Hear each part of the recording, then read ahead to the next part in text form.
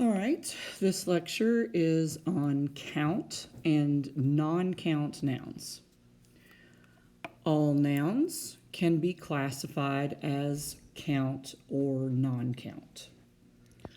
By identity, non-count nouns must be singular, for you cannot have more than one. In other words, you can't count something that is non-count, right? Non means not, okay? So you just, if you can't count it, it can't be plural. Does that make sense?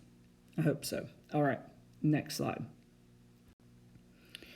Proper nouns are always non-count, okay? So if you have a noun and it's capitalized because it's proper, it's always non-count. Think about this. There is only one White House, not White Houses like houses that are white, but White House like the Capitol building in Washington, D.C. Okay, there's only one of those. There's only one Caitlin, and you say, oh, there's lots of people named Caitlin. If your name is Caitlin, there may be other people named Caitlin, but there's only one you. God made you unique, right?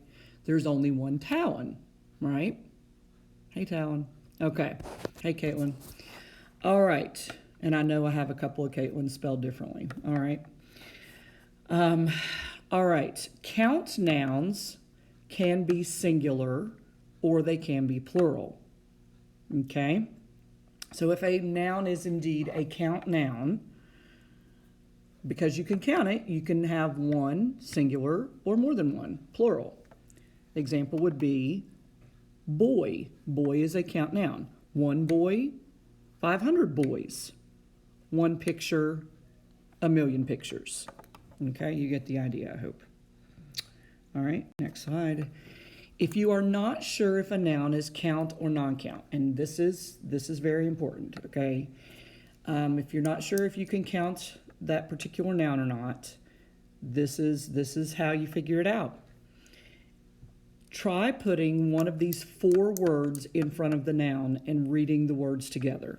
Try putting the word a, an, one, or two right in front of the noun, and then seeing if that makes sense when you read it back. Okay? If it does make sense, the noun that you are looking at and considering should be a count noun. Here are some examples. A, an, or one before commerce. A commerce. By the word, commerce means trade. Okay, you could put the word trade here, as long as you understand it's not talking about trade like I trade you for something. It's talking about the overall idea of trade, barter, if you will. Okay, commerce, the money making part of a system of a government or a system. Okay, or a country. A commerce, no. And commerce, no. One commerce, no.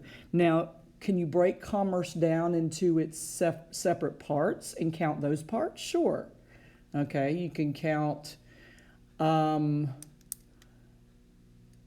selling, buying, and you can't although those you can't really count either. You can count the acts of selling and buying. Okay, I should say. But commerce in and of itself is non-count. All right? Here's another one, mud. A mud, and one mud, and mud, one mud. No, you can't say any of those, okay? You could say a speck of mud or a cake of mud if you have a lot of mud. Maybe a pie of mud. If you were little, you may have made mud pies. I remember doing that as a child.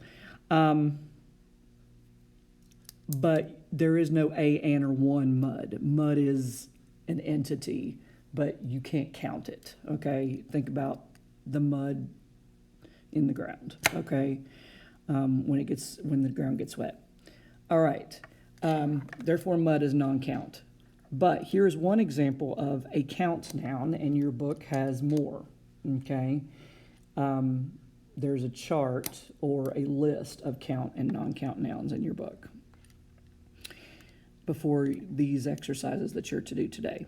So look at those. I would read those. I would go over those, okay?